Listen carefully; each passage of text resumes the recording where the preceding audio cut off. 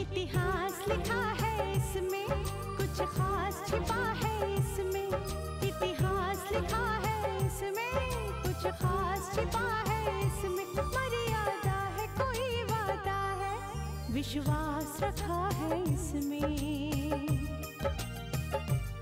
सात फेरों से मिला ये तो उपहार है, मेरा श्रृंगार है, मेरा श्रृंगार है, मेरा श्रृंगार है, मेरा श्रृंगार है। मंगलसूत्र, मंगलसूत्र, मंगलसूत्र, मंगलसूत्र, मंगलसूत्र, मंगलसूत्र, मंगलसूत्र।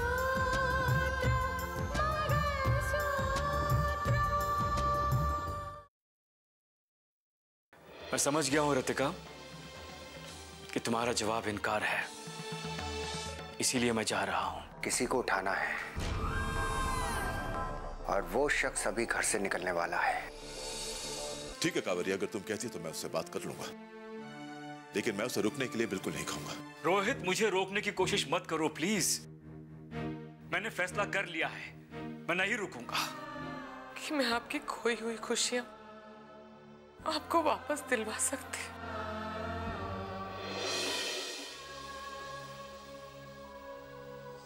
मानस,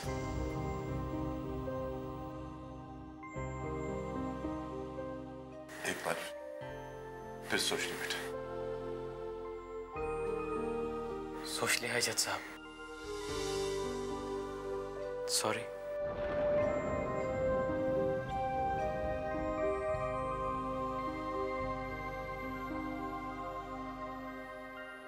मानस,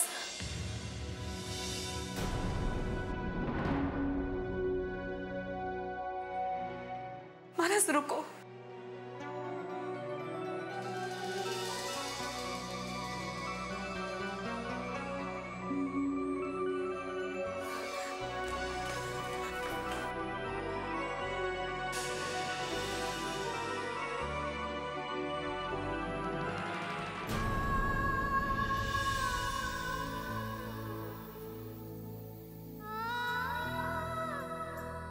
मत जाओ, प्लीज रुक जाओ।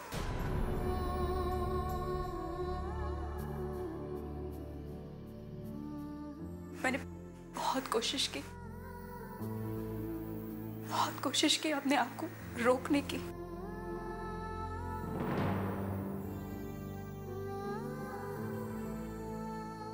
समझाने की कि मैं तुम्हें ना रोकूं, लेकिन मैं कर नहीं पाई। मत जाओ मानस, प्लीज मत जाओ।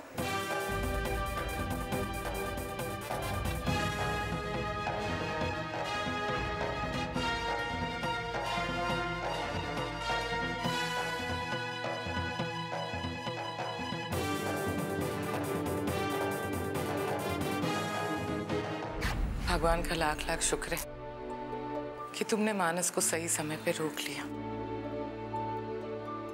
मानस चाहिए, अंदर चाहिए। रितिका, मानस को अपने कमरे में ले जाए।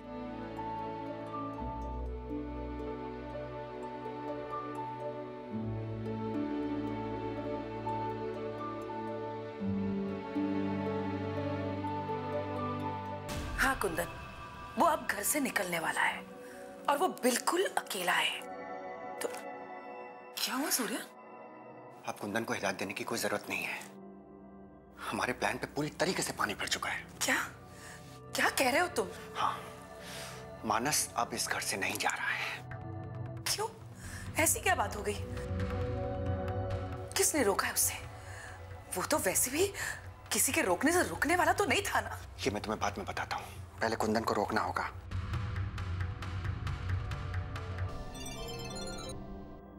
हेलो कुंदन।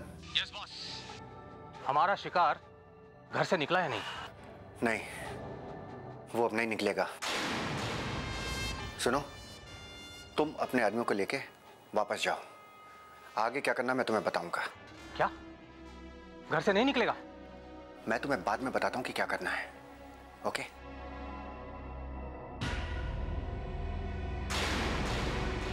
क्या हुआ बॉस? किसका फोन था? अरे बॉस का फोन था। हम लोग जिस काम करने के लिए आए थे वो काम अब नहीं होगा। क्या? यानी उसको उठाना नहीं है? अरे वो आएगा तब तो उसे उठाएंगे ना, वो आने वाला नहीं है। Boss, police! अरे तुम लोग जाओ पकड़ो उनको। कहाँ जा रहे तुम लोग? अरे कौन हो तुम? यहाँ क्या कर रहे हो? जी मैडम, मेरा नाम कुंदन है। लेकिन तुम हो कौन और वो लोग भागे क्यों? मुझे नहीं मालूम वो लोग कौन थे। मैं तो अपने घर जा रहा था मैडम। कहाँ से आ रहे हो तुम? वो एक्चुअली मेरे दोस्त की तबीयत खराब हो गई थी ना, तो मैं उससे मिलने उसके घर गया था। मैं वहीं से आ रहा हूँ। घर कहाँ है तुम्हारा? मेरा घर वो मालवनी है, मालवनी। और तुम पैदल जा रहे हो? झूठ बोलते हो। पकड़ो इसको, लेकर चलो। अरे मैडम मेरी बात तो सुनिए, मैं सच बोल रहा हूँ मैडम।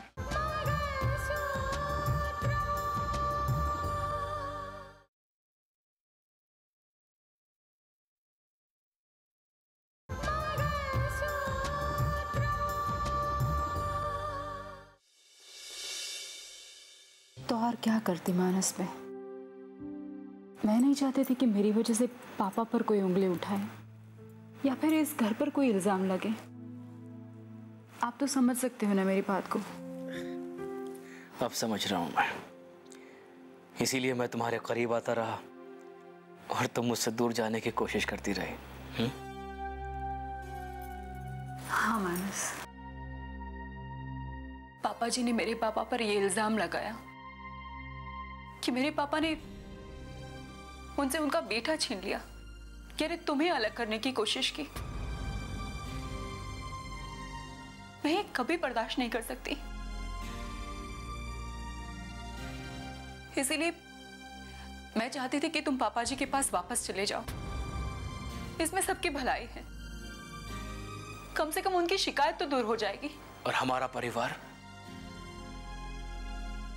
परिवार बिखर जाता रितिका, उसका क्या? देखो रितिका, सबसे पहले हमारी सोच ये होनी चाहिए कि चाहे जो भी परेशानियां हो, जो भी मुश्किलें पेश आए, उसका सामना, उसका मुकाबला हम दोनों मिलकर करेंगे। क्योंकि अगर सोच बिखर जाए ना, तो हमें बिखरते वक्त नहीं लगता है। यस रितिका, पति पत्नी की सोच अगर दो अलग अलग दिशाओं में चली जाती है तो उनका रिश्ता भी टूट जाता है, बिखर जाता है। अगर सोच एक नहीं होती है तो वो भी एक नहीं रह पाते हैं। तुम ठीक कह रहे हो मानस। तुम्हारे दिल में क्या है रितिका, तुमने मुझसे पहले ही कह दिया होता। मैं तो यही सोच सोच के घुटता रहा कि जो सुलूक मैंने तुम्हारे साथ किया है उसके लिए शायद मुझे कभी माफी नहीं मिलेगी।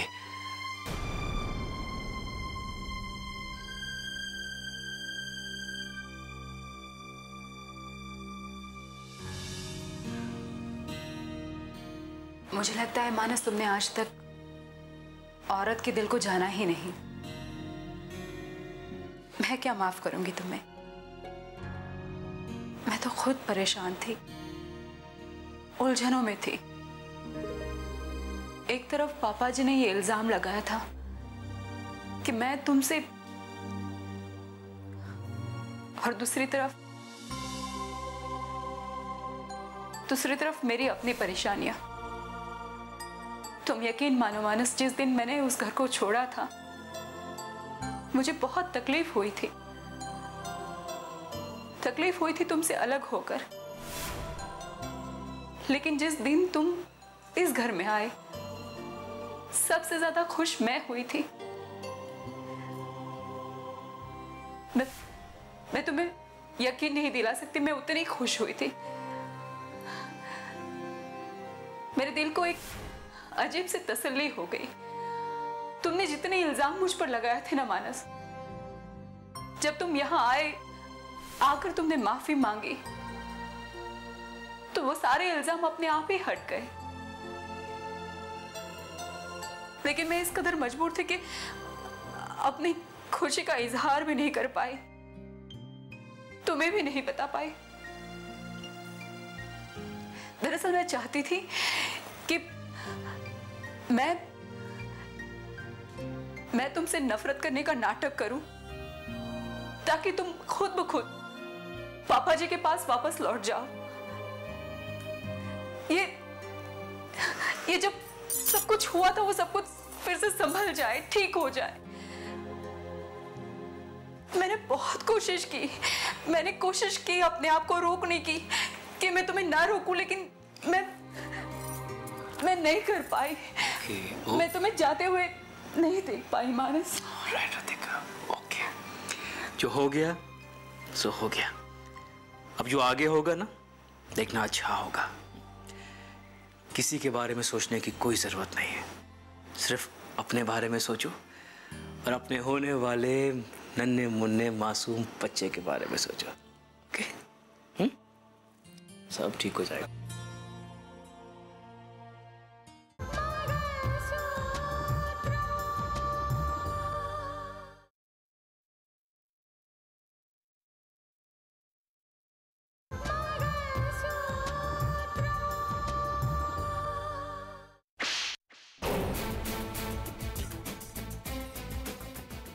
सच बताओ, वहां क्या कर रहे थे तुम लोग? कौन सी प्लानिंग चल रही थी? डकैती की या किसी और जुर्म की? सच बताओ। मैम, मैं सच कह रहा हूँ कि हम लोग ऐसा कोई काम नहीं करने वाले थे। तो फिर तुम्हारे वो साथी पुलिस की गाड़ी देखकर भाग क्यों गए? वो मेरे साथी नहीं थे, मैं नहीं जानता वो लोग कौन थे। झूठ बोल रहे हो तुम। तुम्हारा चेहरा बता रहा है कि तुम सच्चाई छुपाने की कोशिश कर रहे हो। नहीं मैडम, मैं कुछ छुपाने की कोशिश नहीं कर रहा हूँ। तुम्हारे घर में कौन कौन है? बुलाओ अपने घर वालों को। मेरे घर में तो कोई नहीं रहता, सब लोग गांव में रहते हैं। ओह, तो तू यहाँ अकेला रहता है? क्या काम करता है? मैडम, मैं यहाँ कुछ नहीं करता हूँ, मैं तो यहाँ काम की तलाश में आया हूँ। रात को रास्ते पर तुम काम की तलाश में आए थे? लेकर जाओ इसको और सच्चाई उगलवाओ।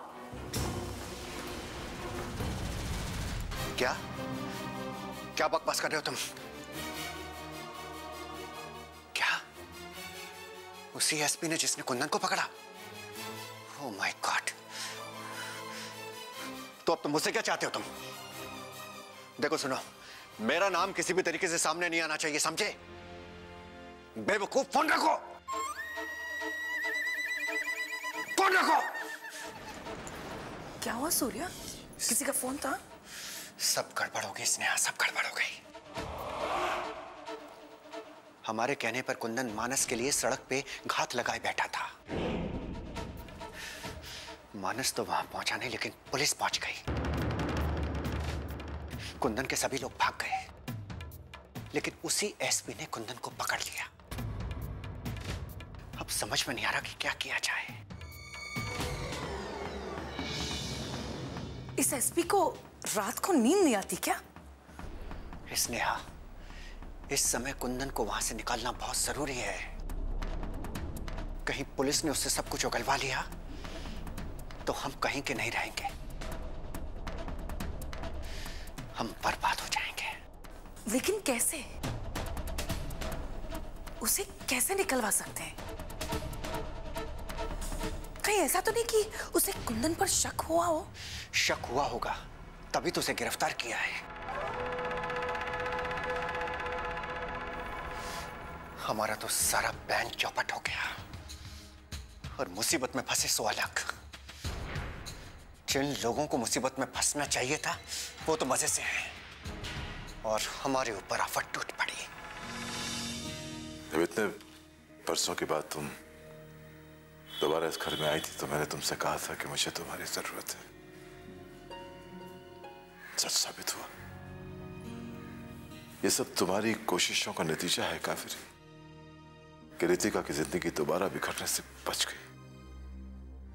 मानस और रितिका के बीच में जो एक दीवार सी खड़ी हुई थी, शुक्र है वो दीवार गिर गई, दोनों फिर से एक हो गए। भगवान का लाख लाख शुक्र है कि रितिका ने सही वक्त पे जाके मानस को रोक लिया।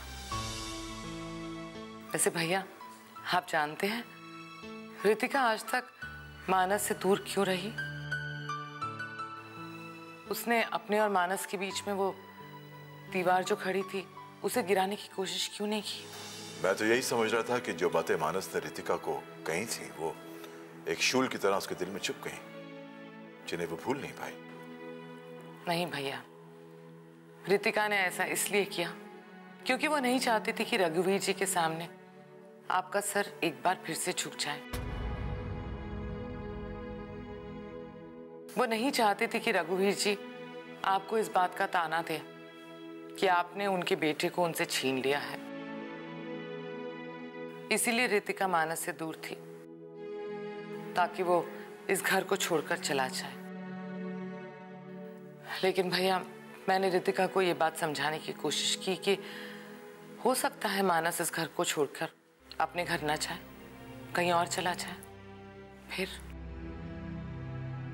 शायद मेरी ये बात रितिका की समझ में आ गई और उसने मानस को रोक लिया। एक बात मेरे दिमाग में आती है कि क्या मानस अब इस घर में रह सकेगा? लेकिन भैया, वो लोग कहाँ जाएंगे?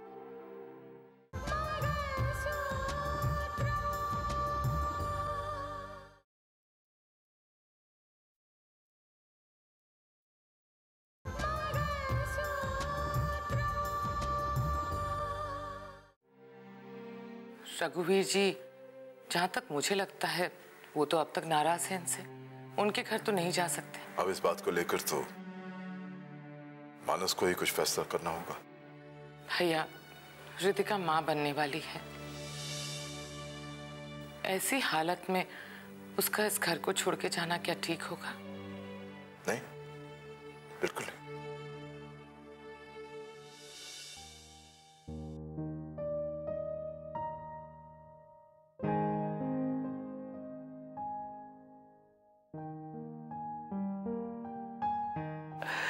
You know what, रितिका, मुझे ऐसा लगता है कि हमारा होने वाला बच्चा, चाहे लड़का हो या लड़की हो, वो होगा बिल्कुल तुम्हारे जैसा। एक बात समझ में नहीं आई कि आपको ऐसा क्यों लगता है कि वो मेरे जैसा होगा? बस लगता है क्योंकि मैं चाहता हूं कि वो तुम्हारे जैसा हो, उसकी सोच तुम्हारे जैसी हो, अपने संस्कार, अपनी मर्यादाओं के साथ वो जिंदगी जिए, हिम्मत के साथ जिंदगी जिए। मानस, मैं चाहती हूं कि वो तुम्हारे जैसा होगा, सच्चाई की राह पर चलने वाला। अब देखो ना, हम इंसान हैं और गलतियां तो इंसान से ही होती है, लेकिन सच्चा इंसान वो होता है जो गलती करने के बाद उसे कबूल करता है और उसे सुधारने की कोशिश करता है। बहुत हिम्मत चाहिए ये सब कुछ करने के लिए। प्यार का तो मतलब यही होता है रितिका, अपनी भूल को स्वीकार करना, उसे एक्सेप्ट करना और अपनी गलती के लिए माफी मांगना। जो ऐसा नहीं करते हैं वो प्यार नहीं करते हैं, उनके अंदर अहंकार होता है। और मैं तो ये चाहता हूं कि हम दोनों के बीच अगर कुछ हो तो सिर्फ प्रेम हो, प्यार हो। क्योंकि अगर पति पत्नी के बीच में भी अहंकार अपनी जगह बनाने लगे तो वो रिश्ते बहुत मुश्किल से निभते हैं। हाँ मानस, तुम सच कहते हो। अब देखो ना, हम दोनों के दूर होने के बावजूद हमारे रिश्ते में वो कशिश बनी रही। एक ही कारण है, क्योंकि हम दोनों दिल से एक दूसरे को बहुत प्यार करते हैं। एग्जैक्टली रितिका, तुमने मेरा घर छोड़ा, वो तुम्हारा स्वाभिमान था, और मैं यहां तुम्हारे पास आया तुमसे माफी मांगने। ये मेरा प्रायश्चित है। खैर छोड़ो ना मानस, बीती हुई बातों को। तुम मुझे ये बताओ कि तुमने पापा जी के बारे में क्या सोचा है? साक्षी से मेरी बात हुई है फोन पर। उसने कहा है कि वो पापा से बात करेगी। दरअसल मुझे तो इस बात का इंतजार है कि तुम पहले मान जाओ। रितिका, तुम पहले मान जाओ या एटलीस्ट मुझे बताओ कि तुम्हारे दिमाग में क्या है, तो फिर मैं सोचूंगा आगे के बारे में। मुझे कुछ भी नहीं पता है और मुझे कुछ समझ में भी नहीं आता है। तुम जो कुछ भी फैसला करोगे मेरे लिए कबूल है। और वैसे भी मानस, मैं अपना फर्ज और अपनी मर्यादा कभी नहीं भूल सकती। इस बारे में तुम्हारे पापा जी और तुम्हारी बुआ जी से भी तो बात करना है।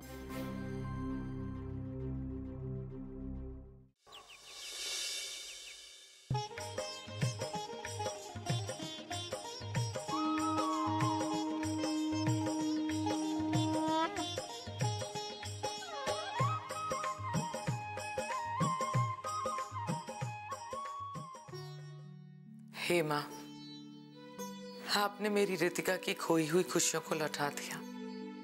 उसे उसका औहदा ही नहीं दिलवाया, बल्कि उसकी शादीशुदा जिंदगी को एक बार फिर से आबाद कर दिया। मानस और उसके बीच में जो भी तनाव थे वो सारे दूर कर दिया आपने। बस माँ, इसी तरह से हमारे घर परिवार पे अपनी कृपा दृष्टि बनाए रखिएगा।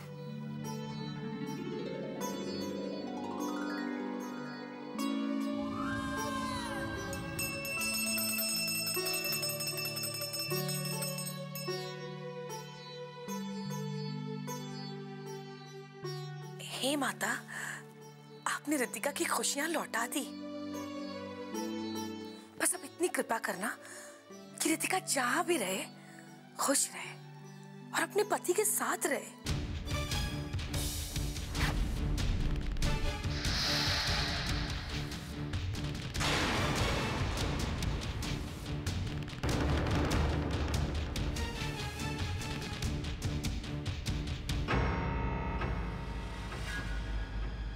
कच्चे धागे से बंधा इसमें संसार है, पिया का